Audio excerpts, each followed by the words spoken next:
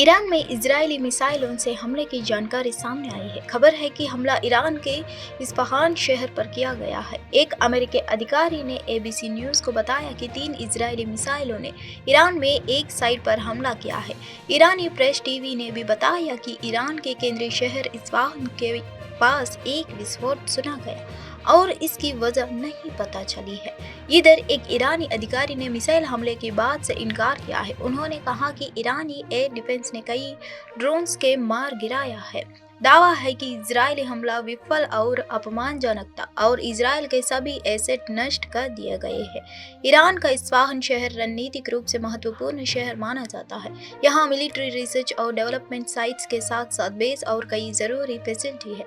इसके पास ही नताजा शहर भी, जो कि ईरान के न्यूक्लियर साइट्स का सेंटर है। लोकसभा चुनाव के पहले चरण का मतदान आज यानी 19 अप्रैल को शुरू हो गया है। इस चरण में वोटिंग 21 राज्यों और केंद्र शासित प्रदेशों की 102 लोकसभा सीटों पर ही हो रहा है। इसमें राजस्थान की 12, उत्तर प्रदेश में 8, मध्य प्रदेश में 6, बिहार में 4, पश्चिम बंगाल में 3, असम और महाराष्ट्र में 5, मणिपुर में 2 और त्रिपुरा, जम्मू कश्मीर तथा छत्तीसगढ़ में एक एक सीट पर मतदान हो रहा है। इसके अलावा तमिलनाडु 39, मेघालय की 2, उत्तराखंड 5, अरुणाचल प्रदेश 2, अंडमान निकोबार द्वीप समूह 1, मिजोरम 1, नागालैंड 1, पुदुचेरी 1, सिक्किम 1 और लक्षद्वीप 1 की सभी लोकसभा सीट पर भी मतदान हो रहा है। सुबह 7 बजे से शुरू हुआ वोटिंग का दौरा उत्साह से जारी है। पीएम मोदी ने सपा कांग्रेस पर हमला बोलते हुए कहा कि हर बार ये लोग परिवारवाद, भ्रष्टाचार और तुष्टीकरण की टोकरी उठाकर यूपी की जनता से वोट मांगने निकल पड़ते हैं। अपने इस अभियान में ये लोग हमारी आस्था पर हमला करने का कोई मौका नहीं छोड़ते। प्रधानमंत्री मोदी ने आज गजरौला में अमरोहा लोकसभा सीट से बसपा प्रत्याशी कंवर सिंह तंवर के समर्थन में जनसभा को संबोधित किया। इस दौरान जहां सपा कांग्रेस पर जमकर हमला बोला, पीएम मोदी ने कहा कि प्रदेश में 2 शहजादों की जोड़ी घूम रही है, उनकी फिल्म शूटिंग चल रही है, वह हमारी आस्था से खिलवाड़ कर रहे हैं। एनसीपी नेता प्रफुल्ल पटेल ने लोकसभा चुनाव 2024 के पहले चरण के लिए गोंदिया के अपना वोट डाला। 2024 के लोकसभा चुनाव के पहले चरण के लिए 19 अप्रैल को मतदान चल रहा है। चरण 1 के लिए मतदान 17 राज्यों और 4 केंद्र शासित प्रदेशों के 102 निर्वाचन क्षेत्रों में हो रहा है। चुनाव के पहले चरण में सभी चरणों की तुलना में संसदीय क्षेत्रों की संख्या सबसे अधिक है। अपना वोट डालने के बाद एनसीपी के कार्यकारी अध्यक्ष प्रफुल्ल पटेल ने कहा, देश का मूड विकास के लिए है, देश का मूड प्रधानमंत्री मोदी के नेतृत्व के लिए है। उन्होंने पिछले 10 वर्षों में जितना भी योजनाएं बनाने का वादा किया है, उन्हें पूरा किया है। देश एक जीवंत राष्ट्र बन गया है। समस्याएं हमेशा रहेगी। आप यह नहीं कह सकते हैं कि सभी समस्याएं हल हो गई है, लेकिन दिशा समस्याओं को हल करने की है और उन्हें दूर करने की है। Mood of the nation. It comes in so many channels, comes in different, ways people present it. I can tell you one thing, the mood of the nation is for development. The mood of the nation is for Prime Minister Narendra Modi's leadership. Simple reason, all the schemes, what he has promised in the last 10 years, he has delivered. Country has become I would say, a vibrant nation. There will always be problems. You cannot say that all problems are sorted out. But the direction is to solve these problems and to overcome these. This is a big change, and you see the economy of the country, see the GDP of the country. We are in a very short time going to become the 3rd largest economy in the world. These are all very important milestones in the history of a nation. And we need to support anything. Any derailment at this stage will cost the country very dearly, and therefore I am very convinced Bhandara goes. Yoga guru Baba Ramdev ने लोकसभा चुनाव 2024 के पहले चरण के लिए हरिद्वार में अपना vote डाला। 2024 के लोकसभा चुनाव के पहले चरण के लिए 19 अप्रैल को मतदान चल रहा है। चरण 1 के लिए मतदान 17 राज्यों और 4 केंद्र शासित प्रदेशों के 102 निर्वाचन क्षेत्रों में हो रहा है। चुनाव के पहले चरण में सभी चरणों की तुलना में संसदीय क्षेत्रों की संख्या सबसे अधिक है। क्या है देश के लिए शिक्षा की गुलामी, चिकित्सा की गुलामी, आर्थिक, वैचारिक, सांस्कृतिक गुलामी, रोगों की, नशा की गुलामी से भारत माता को मुक्ति दिलाने के लिए मैंने वोट किया है विरासत मूलक विकास के लिए, संस्कृति मूलक समृद्धि के लिए।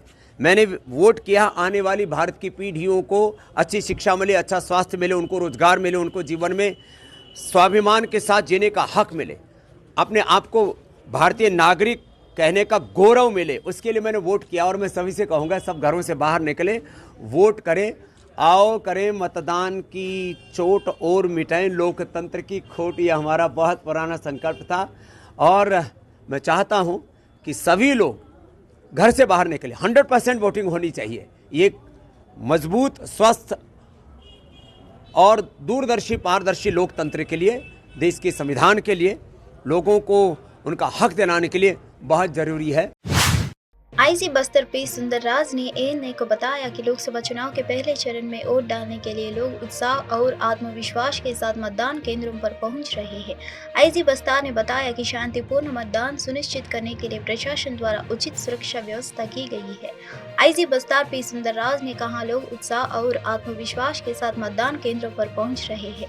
इलाके में 3 लेयर घेरा सुरक्षा व्यवस्था की गई है। अतिरिक्त बल भी तैनात किए गए हैं। इसके अलावा सीमावर्ती इलाकों में महाराष्ट्र, आंध्र प्रदेश, तेलंगाना और उड़ीसा के विशेष बल भी सुरक्षा बनाए रखने में हमारा सहयोग कर रहे हैं।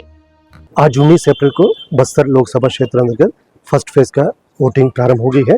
सभी मतदान केंद्र में क्षेत्र के मतदाता द्वारा उत्साह के साथ, विश्वास के साथ मतदान केंद्र तक पहुंच रहा है और अपना लोकतंत्र व्यवस्था के प्रति उनकी एक जिम्मेदारी है, उसे निभाने के लिए अपना कर्तव्यों का पालन कर रहा है और इस व्यवस्था को सुरक्षित एवं व्यवस्थित तरीके से संपादित करने के लिए हमारा पास जो पूर्व से उपलब्ध बल है वो साथ साथ चुनाव आयोग द्वारा हमें आवंटित बल को लेकर संपूर्ण इलाके में 3 लेयर कॉर्डन सिक्योरिटी अरेंजमेंट और क्षेत्र की परिस्थिति के अनुरूप और भी एडिशनल फोर्सेस भी डिप्लॉय करके रखा है। साथ साथ सीमावर्ती क्षेत्र में भी महाराष्ट्र, आंध्र प्रदेश, तेलंगाना, उड़ीसा, उनकी राज्य के स्पेशल फोर्सेस भी सीमावर्ती इलाके में लगातार पेट्रोलिंग करके इलाका में एक सुरक्षित वातावरण निर्मित करने में हमको सहयोग प्रदान कर रहा है। आज जलपुर मतदान केंद्र में भी हमने अपना मताधिकार को प्रयोग किया। क्षेत्र के नागरिक से भी हम अपील करना चाहते हैं, बस्तर क्षेत्र की शांति, विकास एवं सुरक्षा हम सबके एक संयुक्त जिम्मेदारी है।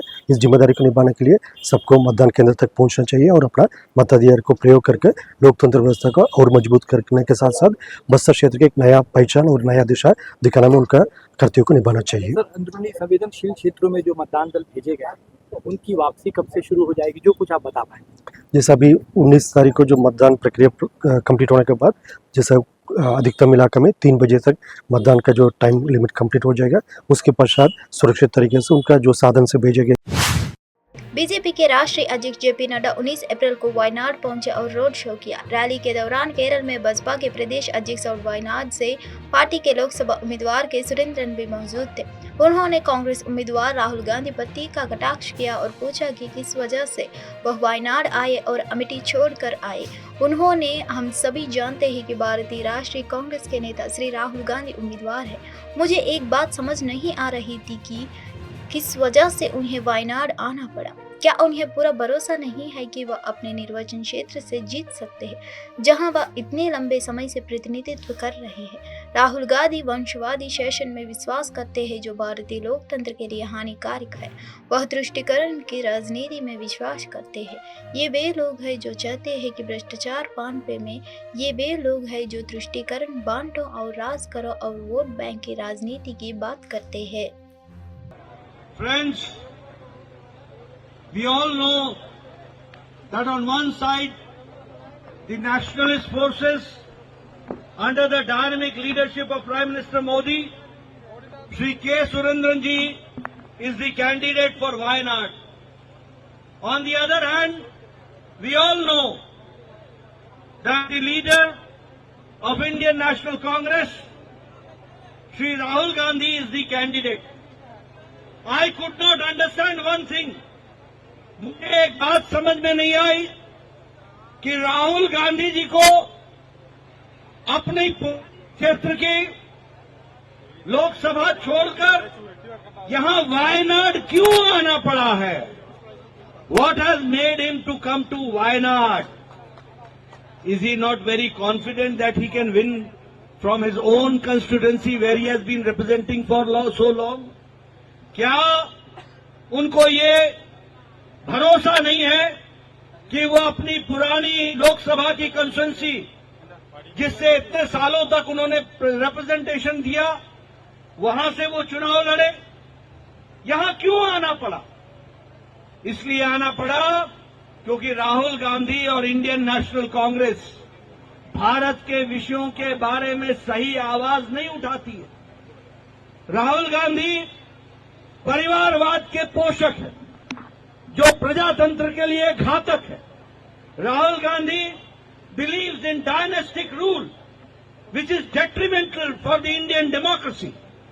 Rahul केंद्रीय गृह मंत्री अमित शाह ने शुक्रवार को गांधीनगर लोकसभा सीट से अपना नामांकन पत्र दाखिल किया। नामांकन दाखिल करने के बाद एनडीटीवी से एक खास बातचीत में अमित शाह ने कहा कि विपक्ष के आरोप निराधार है, हम आरक्षण से छोड़छाड़ नहीं होने देंगे। तमिलनाडु के युवा कल्याण मंत्री उदयनिधि स्टालिन अपनी पत्नी के साथ 19 अप्रैल को वोट डालने के लिए चेन्नई के एक मतदान केंद्र पर पहुंचे। 2024 लोकसभा चुनाव के पहले चरण के लिए मतदान चल रहा है। चरण 1 के लिए मतदान 17 राज्यों और 4 केंद्र शासित प्रदेशों के 102 निर्वाचन क्षेत्रों में हो रहा है। चुनाव के पहले चरण में सभी चरणों के मुकाबले संसदीय क्षेत्रों की संख्या सबसे अधिक है।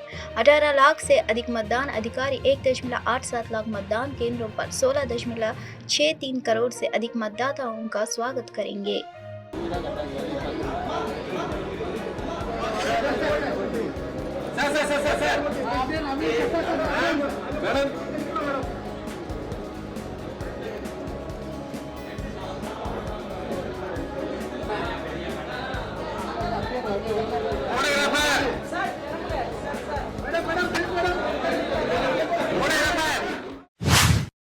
कांग्रेस अध्यक्ष मल्लिकार्जुन खड़गे का कहना है कि अनुसूचित जाति के लोगों को अभी भी देश भर में भेदभाव का सामना करना पड़ा है। खड़गे ने मोदी सरकार पर आरोप लगाया है कि उन्होंने राष्ट्रपति द्रौपदी मुर्मू और उनसे पहले राष्ट्रपति रहे रामनाथ कोविंद को अपमानित किया, क्योंकि वो अनुसूचित जाति और अनुसूचित जनजाति से है।